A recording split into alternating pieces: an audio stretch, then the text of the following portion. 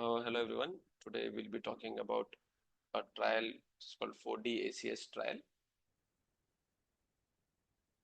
It's a randomized trial which has been recently published. Study was done in South Korea, which compared 1 month dual antiplatelet therapy followed by prasugrel monotherapy at a reduced dose. So as we all know, dual antiplatelet therapy is the standard of care in patients of PCI who is undergoing acute coronary syndrome. So any patients of acute coronary syndrome undergoing PCI, dual antiplatelet therapy has been the standard of treatment, and usually the recommendation says that there should be 12 months of DAPT, which should consist of aspirin and P2Y12 inhibitor, and this helps in preventing the ischemia events. So as guidelines said, in patients with acute coronary syndrome, if you have put a stent, either with drug-eluting stent or drug-coated balloon, if there is no high bleeding risk, so patient should have a 12 months of dual antiplatelet therapy. Suppose there is high bleeding risk is there, the guideline says that at least 6 months of dual antiplatelet therapy should be given, and after that it should be changed. So nowadays, a lot of focus is being on decreasing the DAPT duration because dual antiplatelet therapy, even though it is benefit, there is a lot of chance, a lot of times we see that patients are presenting with bleeding manifestations.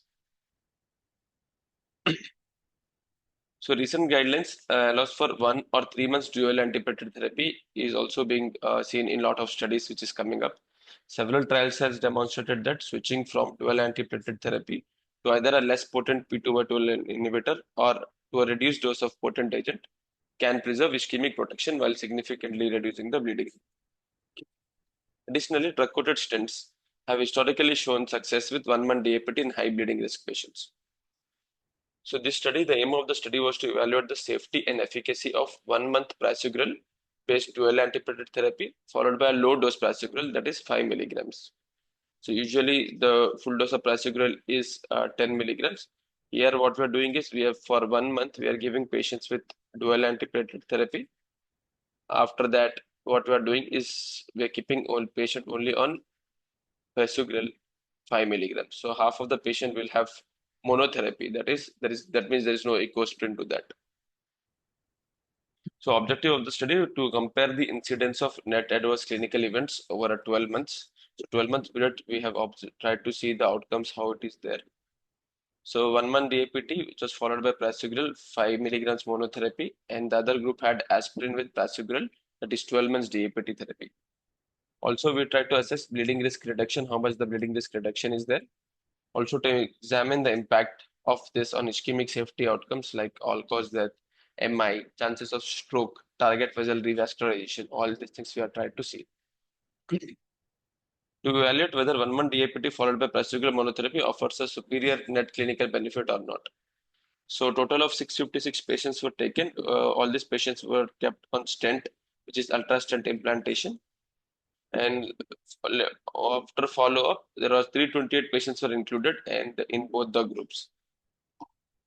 It was a prospective multi-center open-label randomized control trial. It was conducted across 3 tertiary care centers in South Korea. So inclusion criteria was any patients who are more than 18 years of age with ACS, that could be ACS could be either STEMI or NSTEMI or unstable angina. Key exclusion criteria, any patient who required long-term oral anticoagulation, so this were excluded. Any patients of history of stroke or is transient ischemic attacks, patient who are contraindicated to prasugrel or aspirin, patient who have active bleeding or high bleeding risk who is not manageable, and patient who have life expectancy of less than 1 year, this group of patients were excluded. So coming to randomization, so following PCA, patients were randomized in 1:1 ratio. It was divided into 2 groups. So there was for 1 month DAPT was there, that is for 1 month patient received aspirin 100 milligrams with prasugrel of 10 milligrams. Afterwards, patient was receiving only prasugrel low dose, that is 5 milligrams monotherapy for remaining 11 months. And the 12-month DAPT group, that was the comparison group where aspirin 100 milligrams and prasugrel 5 milligrams daily was given for 12 months. All patients were preloaded with aspirin 300 milligrams and clopidogrel 300 milligrams before PCA. Clopidogrel was switched to prasugrel within 24 hours of randomization.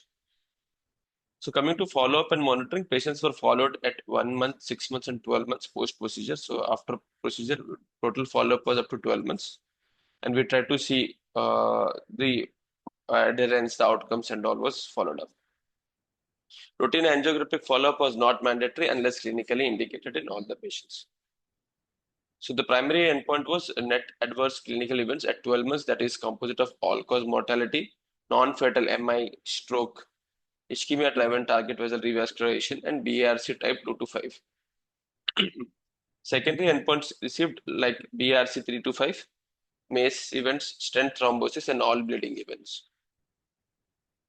Statistical analysis, the study was powered as a non-inferiority trial, and the non-inferiority margin was set at 2%. So observation and results. So what we see that in both the groups tried to match the patients. They have tried to match both groups like 61. Mean age was around 60 in both the groups, and the majority of patients were male in both the groups. So comorbidities and everything was matched sequentially, that there was no statistically significant difference in any of the parameters in them. So it was uniformly matched. The patients were uniformly matched so that to bring remove any obligations or biases which is there or the confounding factors as well. So out of total patients, around 30 patients were of STEMI and 35 patients were STEMI in the 1 month DAPT group, and which is also p-value was not significant. So that means that the group of population was also significantly uniformly taken in both the groups to match them as nearest to as possible. So coming to outcomes, what we found that primary endpoint net adverse clinical events was seen that patient of 1 month DAPT was found to have a lower net adverse cardiac events, that is clinical events of 4.9%, whereas it was slightly higher, much higher in patients of 12 months DAPT. And p-value is also less than 0.05. That means superiority. That means that 1 month DAPT was found to be better when compared to 12 months DAPT in this population in terms of net adverse clinical events. So as you can see, 8.3% here and 1 month here. So bleeding outcomes was also compared, and it was seen that patients who are on 12-month DAPT had higher bleeding. It is around 5.2% when compared to only 1.2%. That means 1 month DAPT have a lower bleeding risk with same efficacy was seen. Both major bleeding as well as minor bleeding were both more in 12 months DAPT patients. So coming to ischemic outcomes, each outcomes was compared like all-cause death and all. So all-cause death and cardiovascular death was similar in both the groups. Even myocardial infarction was all similar in the both the groups. That means there was no difference in that. So that means that even if you give 1 month as well as 12 months have same outcomes when compared to 12 months. So that means 1 month DAPT was non-inferior to the 12 months DAPT in terms of all-cause death, cardiovascular death, and myocardial infarction, and also with terms of ischemia-driven TVR. However, the stroke was higher in patients with 12 months DAPT, and no stent thrombosis events was noted in any of them. That means no significant difference was noted in any of the individual ischemic endpoints. So then 30 to 360 days, when we see it, total also net adverse clinical events beyond day 30 also. If when we compare like that also, it was higher in patients of 12 months DAPT when compared to 1 month DAPT. And major bleedings was also higher in 12 months DAPT patients. Subgroup analysis, benefit of 1 month DAPT was consistent across all groups, like patients who are age more than 75 also, diabetes, high bleeding risk, ACS type, and procedural dose reduction patients. In every patient, every group, it was found that 1 month DAPT is much better when compared to the 12 months DAPT. Coming to discussion, this study demonstrated that 1 month dual antiplatelet therapy with aspirin and prasugrel followed by prasugrel is not only non-inferior but also superior to conventional therapy. That means that this is much better. So it is not just non-inferior, it is superior to 12 months DAPT. That's what it's seen. So the primary benefit was seen as a 49% relative reduction in net adverse clinical events, which was mainly driven by 77% reduction in major bleeding. So basically, the major focus of this 1 month DAPT therapy major advantage was that the bleeding risk was such less, and ischemic events were also non-inferior. That means that there was no increased ischemic events, no stent thrombosis, and still patient was doing quite well with patients of 1 month DAPT. The study adds novel evidence supporting that the feasibility of ultrashort DAPT in ACS in the absence of aspirin beyond 1 month. The effectiveness of prasugrel dose reduction as a de-escalation strategy, especially relevant in East Asian patients who are at higher bleeding risk and often have poor clopidogrel metabolism due to CYP2C19 polymorphism. So when compared to the major other studies, there are similar studies which was done in Korea, like post-reduced polytech trial, where prasugrel was reduced from 10 to 5 mg after 1 month versus 12-month prasugrel 10 mg. So this study, or these are the similar studies which was done. You can go through this in this chart. You can see all the studies which has compared that. So coming to the limitations of these studies, it is underpowered for individual ischemic events. That means while the study was adequately powered to detect differences in the composite primary endpoint, it was not powered to evaluate differences in individual components. Like overall, when we see NACE, so benefit was seen, but when we try to compare individual outcomes like MI, stroke, or CV death individually, this was not much powered to evaluate these individual differences as such, and it was limited generalizability outside East Asia. So this was only for Korean patients. We cannot, because this is a group who is known to have a higher bleeding risk and different pharmacogenetic properties when compared to the other populations.